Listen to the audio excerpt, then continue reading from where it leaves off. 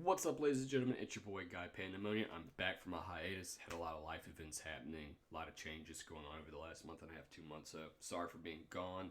Looking at videos, I was getting a lot of comments on Port Royale 4 videos, questions on methods, how to use them. As people still seemed a little confused, so I mentioned I could start a video series in a new free game mode and kind of show you guys and incorporate how I go from start to end. I'll also be in this series 100%ing the rest of the game for all of the cumulative achievements as well.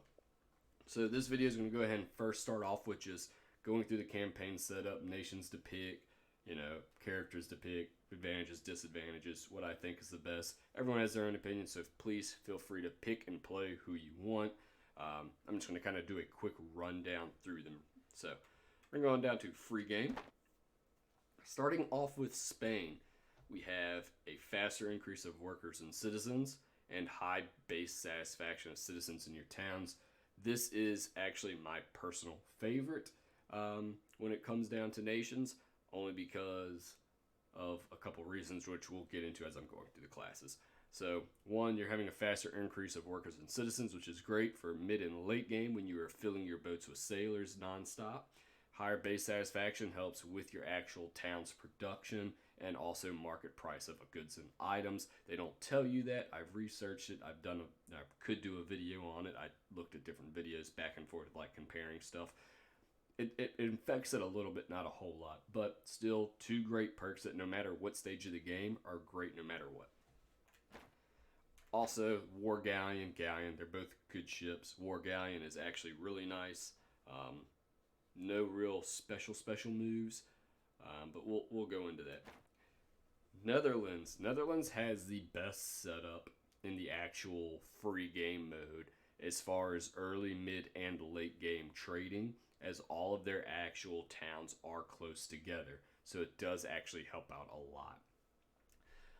So there are two perks: reduced construction costs for all vessels with less than 20 cannons. It's a nice bonus. Residential areas house more citizens. Now, they are two great perks, as always. All the perks that you have are good perks. However, late game, mid game, Netherlands falls off in its perk abilities because we're going to be taking in a ton of money, and with the way I set up housing and ports and everything with businesses that I'll be showing in later videos in the series, these two perks fall off after the first 35-40 minutes. Everything starts kind of falling off. Now, the Karak is actually really nice. You can do a complete 180 with it in naval combat, allowing you to shoot twice essentially. So that is super nice. The Trader's Flout, however you pronounce it, is nice. It does give you a little bit more storage capacity when you're actually sailing. So trade routes, it definitely helps having the Trader's Flout, however you want to pronounce it. But I digress. England is a great one. They reduce construction costs for the military frigate and the ship of the line. Two very powerful ships. I believe it's the military frigate that allows you to have a reload ability. That with the ship of the line, you can do some serious damage in actual naval battles. So, faster work in shipyards. It comes into effect pretty much early to mid-game, and, it helps in the fact when you take your ships in, you can get them repaired rather quickly. Late game, however, does fall off as you'll have convoys and patrols set up to where you can essentially keep them rotating in and out, and don't have to worry about it. France, reduced construction costs for buildings is nice. Less bricks are required for the construction of buildings, which is also nice. Only thing with that, again, is that the construction costs aren't really going to matter within the first 35-40 minutes of the game with what I'm going to be showing you with setting up trade routes and everything like that. Less bricks required for the construction of buildings. That's also nice. However, I'll show you how you can incorporate certain commodities like wood, bricks, metals, anything you need for building materials. English, I can't speak today. Sorry, guys. I'm going to show you guys how you can set up an actual trade route strictly for buildings as well. That's not necessarily for profit, but you can have this route set up and you can just alternate whatever the final destination is to sell all the materials to it. That way you're taking still a good profit off of it while also having all the materials there. So that way you don't have to worry about buying them from other nations or, anything like that for your buildings. So we're back to Spain again. So that's a quick run through of all of them. Primarily any of these perks that say reduce cost, anything for faster repairs, anything like that is great and all. However, after mid game or around mid game, they fall off as costs are really not an issue. And for the ship repairs, they really don't influence it that much at that point in time because we'll start getting patrols and everything set up. So because of that, I choose Spain. Now we get into the characters themselves and their own perks. The Buccaneer is a nice one. It's actually my personal favorite. Letters of Marquee being 90% off is a big help late game. Instead of paying millions, $1 million, $2 million for a letter marquee, you're only paying, a couple $100,000, which is a lot better. And then the 5 fame points at the beginning, that only comes in handy at the beginning and through early game. I'll show you guys, actually, not going to be playing him, but I will show you guys how you can get fame points really, really quickly. And then double loss of fame for piracy. That really doesn't happen until around late game once you become your own independent nation, I guess is what we can call it. The Piratess or the Pirate, nice. Starts with a pirate ship. 50% loss of fame for piracy, which doesn't really do much. The pirate ship is cool. The flamethrower is nice, but it really just doesn't do a whole lot for you after early game. Crew cost reduced to 50%. Definitely comes in handy late game because your crew costs, once you have hundreds and hundreds of ships out there full of sailors, can escalate up to the millions relatively quickly. So does help late game, early game, early mid game, if that makes sense. Not so much, but around mid to late game it starts to fall off. All buildings 20% more expensive, not necessarily an issue with the money we'll be making, so we don't really consider that a negative. Adventure, this is the guy I'm going to play as for this playthrough. Captain XP 25% faster. And the one that separates him and sets him above all others is his actual ability to order vessels of any type that you defeat in combat. So essentially picking your nation, you don't even need to worry about what ships they have. As if you play as the adventurer with a different nation, you can get any ship, no issue.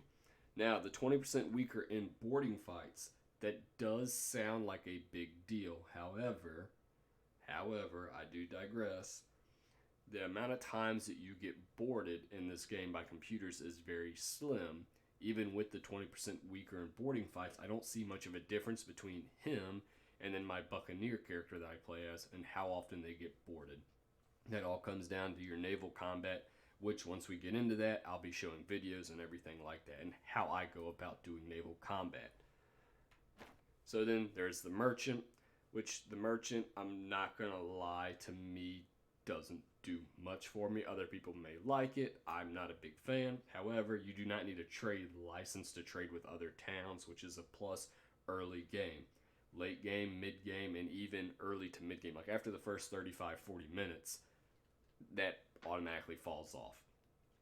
Ability to trade with all nations, even at war. Don't get me wrong, it's nice. However, the AI are not complete dum-dums, and they will still attack your ship on its route to go trade. So theoretically, it's not necessarily the best. Even if you are on, in a ship of that nation's origin, I guess, you will still get attacked. They'll still check you out, and, then you're technically still losing materials and getting into a fight with a character you really don't want to, be with. Combat vessels costing twice as much fame points. This is actually a big one because a lot of those in ships, like, the Ship of the Line, the Caravel, the Karak, all of those guys cost 1. So when you have this, you now have to get 2 fame points per those big ships, which is not very easy to get. In late game, as you get further into it, the actual fame points begin to go up more and more and more. So by mid to late game and into late game, you're going to be looking at getting, needing 10 to 12 fame points to get some of your top ships, which is not worth it by any means. And then we are back to the Buccaneer. Now, for this video purposes, I'm going to act like you pick someone other than the Buccaneer. So that way I don't have those 5 fame points to get start at the beginning and get an early head start and really do more than what most players will be able to do if they chose someone else. So I'm going to go straight to my adventure. Sorry, I just want to play. Nothing against females or males, but the male character just looks awesome. So we're going to go ahead and start with the merchant. Or not, oh my god, not the merchant. The adventurer. Sorry. And then here you can select if you want a custom game, challenges, how difficult you want it to be. I'm just going to go with a relaxing game. I don't play these type of games to really, go crazy on it. You can go harder if you want. The resources is pretty nice because it is a regional distribution, so it makes trading actually a lot easier as well to make money. However, you can't do trade routes with automation. I'm not 100% sure what they mean by that. So I prefer the relaxing game. I mean, you can go in and change it if you want, everything to be super difficult, but you can still have your trade routes with automation and all that. That's perfectly fine. But for sake of everything, I'm just going to assume you picked your nation, you picked your character, you just want to start a game. So we're going to jump into this. Next, game settings. Picking your hometown, picking the nation size, and all of that. As you can see, each size, they always, they all change. Distribution changes and all that. And then you can also change where your hometown is as well. Me, for some reason, games like this, I always like to start in the far corner and just build up and then expand outwards and, keep on going. So I'm going to start with here, Georgetown, task lists. You can be either military, economy, no task whatsoever, which I don't recommend. So I always say just having a good mix is always nice. Discovering towns, I leave it on because it actually does give you some fame points. Economical shocks, I keep those turned off. I haven't really experimented much on, so leaving those guys off. Wars, frequently, but rather short. This does come in handy, let's say mid-game, when you're actually ready to start taking on nations.